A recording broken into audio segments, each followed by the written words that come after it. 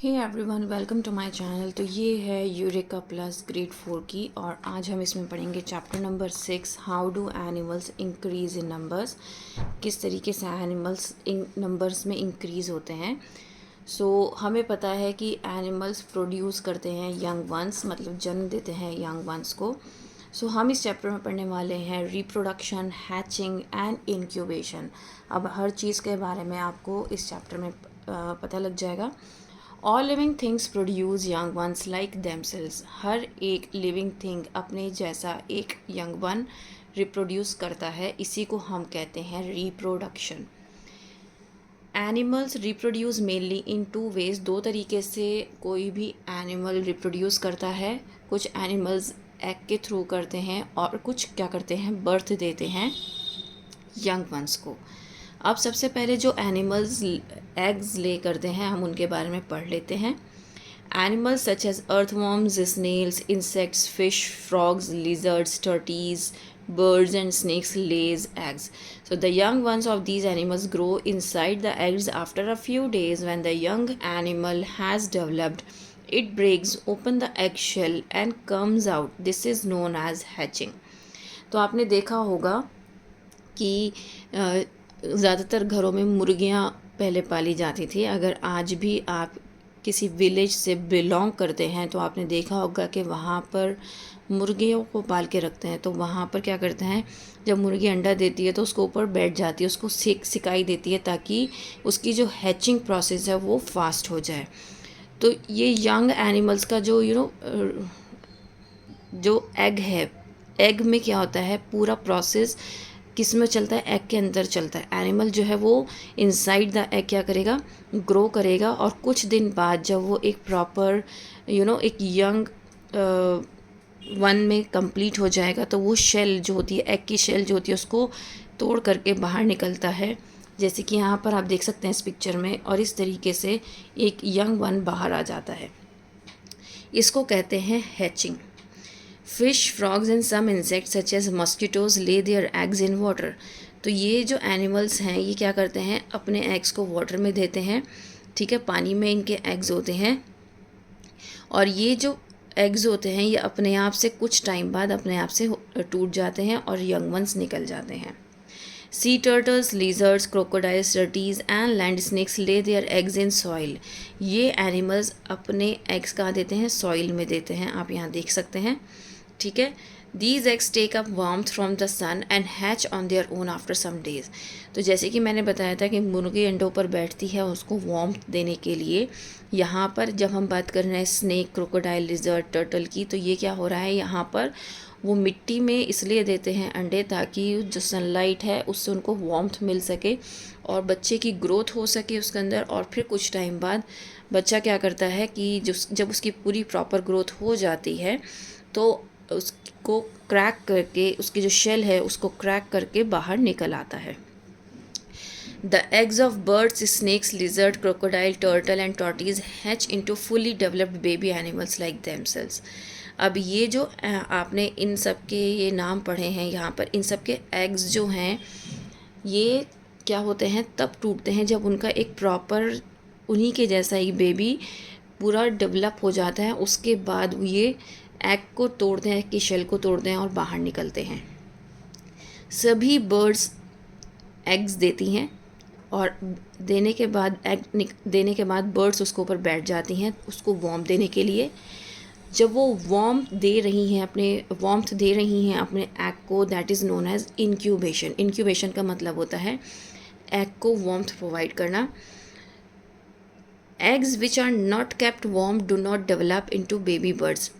जिस एग को वार्मथ नहीं मिलती है या जिसको वार्मथ में नहीं रखा जाता है वार्म प्लेस पर, तो वो एक बेबी बर्ड में डेवलप नहीं होता है। A baby bird develops inside the egg, and when it has fully developed, it hatches. Birds take care of their young ones. तो बेबी बर्ड क्या करती है, completely inside the egg he develop होती है और उसके बाद क्या करती है, वो शेल को क्रैक करती है और बाहर आ जाती है। हैचिंग का प्रोसेस हो जाता है। Eggs of some animals do not directly hatch into young ones. कुछ डायरेक्टली हैच नहीं होते हैं वो कौन से हैं? In most insects and in frogs the young ones that hatch from the eggs do not look like their parents. अब कुछ इंसेक्ट्स और फ्रॉग्स में जब यंग वंस एग से बाहर निकलते हैं तो वो उनके जैसे सिमिलर नहीं दिखाई देते हैं। For example the egg of a butterfly hatches into a tiny and wingless larva known as caterpillar. तो बटरफ्लाई का जब एग से हैचिंग होती है तो वो इस तरीके से ये कैटरपिलर निकलता है, और ये बिल्कुल भी एडल्ट बटरफ्लाई की तरह नहीं दिखता है। ठीक है, अब ये बटरफ्लाई क्या करता है, ये कैटरपिलर क्या करेगा, ये कैटरपिलर प्लांट्स की लीव्स पर रहता है। ठीक है, और वहाँ से क्या करेगा, ये प्यूपा में कन्वर्ट हो जाएगा और उसके बाद ये क्या होता है, बटरफ्लाई में कन्वर्ट होता है। अब आप यहाँ पर देखिए, सबसे पहले एग हैच हुआ और एग हैच होने के बाद क्या हुआ, ये कैटरपिलर बना। कैटरपिलर फीड करेगा कहाँ पर, लीफ पर, और वो ग्रो हो जाएगा। ठीक है, जब वो ग्रो हो जाएगा तो वो फिर क्या फॉर्म करेगा, वो इस तरीके का, ये प्यूपा कहलाता है, ये फॉर्मेशन उसकी हो जाएगी। फिर ये प्यूपा एक फॉर्म लेगा जिसको हम कहते हैं अडल्ट बटरफ्लाई। ठीक है, और ये जो फीमेल बटरफ्लाई होती है ये क्या करती है, एग्स को ले करती है। ठीक है, तो ये एक पूरा लाइफ साइकिल है बटरफ्लाई का। Now life cycle of frog. Frogs lay eggs in water. Frogs eggs को कहाँ पे करते हैं, वाटर में। अब ये टेडपोल की फॉर्म में निकलते हैं, ये बिल्कुल भी फ्रॉग की फॉर्म सेम उसमें नहीं निकलते हैं।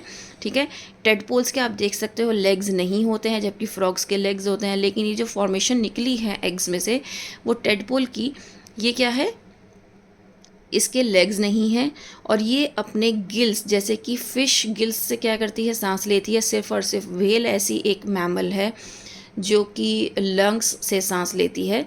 ठीक है, और सारी फिशेस गिल्स से सांस लेती हैं। तो ये टेडपोल भी क्या करता है, ये गिल्स से सांस लेता है। अब फ्रॉग के बेबी को क्या कहते हैं, हम टेडपोल कहते हैं, ये पता होना चाहिए। ठीक है, उसके बाद आप देखो धीरे धीरे क्या हुआ, इसके लेग्स निकलने स्टार्ट हो गए। ठीक है, फिर उसके बाद क्या करेगा, ये एक फ्रॉग में बनना स्टार्ट हो जाएगा। The tail shrinks and the tadpole can breathe through its lungs. अब उसकी टेल श्रिंक होना स्टार्ट हो जाएगी और वो लंग्स से सांस लेना स्टार्ट कर देगा। क्यों? क्योंकि अब वो पानी से बाहर आना स्टार्ट हो जाएगा, और जब वो पानी से बाहर स्टार्टिंग में आना स्टार्ट हो जाता है, फिर एक टाइम बाद वो एडल्ट फ्रॉग में कन्वर्ट हो जाता है, और फीमेल जो फ्रॉग होती है वो एग्स को ले करती है, और ये जो साइकिल है ये चलती रहती है। तो फ्रॉग जो है इनिशियल स्टेज में गिल्स, जब वो टेडपोल की फॉर्म में होता है तो वो गिल्स से सांस लेता है। ठीक है, उसके बाद वो लंग से सांस लेने लगता है क्योंकि वो अर्थ पर आ जाता है। तो इसीलिए हम फ्रॉग को एम्फीबियंस कहते हैं, जो कि पानी में और लैंड पर दोनों जगह रह सकते हैं। ठीक है ना। नेक्स्ट है mammals give birth to young ones. अब मैमल्स, जैसे कि हम भी मैमल्स में काउंट होते हैं।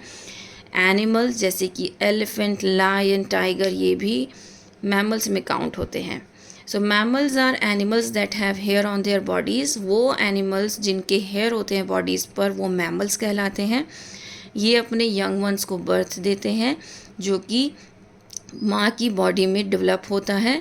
ठीक है, और कुछ टाइम के बाद जब बेबी डिलीवर हो जाता है, बर्थ हो जाता है बेबी का, उसके बाद बेबी माँ का दूध पीता है।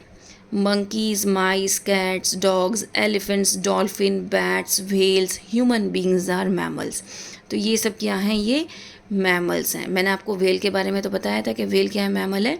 डॉल्फिन भी मैमल है। ठीक है, ये दो ऐसी फिशेज़ हैं जो मैमल हैं।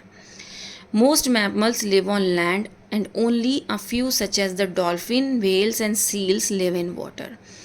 सो बाकी तो सभी मैमल्स लैंड पर रहते हैं, लेकिन ये 3 ऐसे मैमल हैं जो पानी में रहते हैं। ठीक है, अब आप यहाँ पर देख सकते हैं हमने क्या पढ़ा इस चैप्टर में, कि जो मैमल्स होते हैं वो अपने यंग वंस को क्या करते हैं, बर्थ देते हैं। अब कुछ ऐसे एनिमल्स होते हैं जो एग्स देते हैं। तो ये सारे एनिमल्स क्या करते हैं, ये एग्स देते हैं। इनका हमने हैचिंग प्रोसेस पूरा पढ़ा है, राइट। उम्मीद करती हूँ कि ये चैप्टर आपको समझ में आया होगा। If yes, please like, share and subscribe. और फिर हम मिलेंगे एक नेक्स्ट वीडियो में जिसमें मैं आपको कंप्लीट एक्सप्लेनेशन दूंगी। That's all, thank you.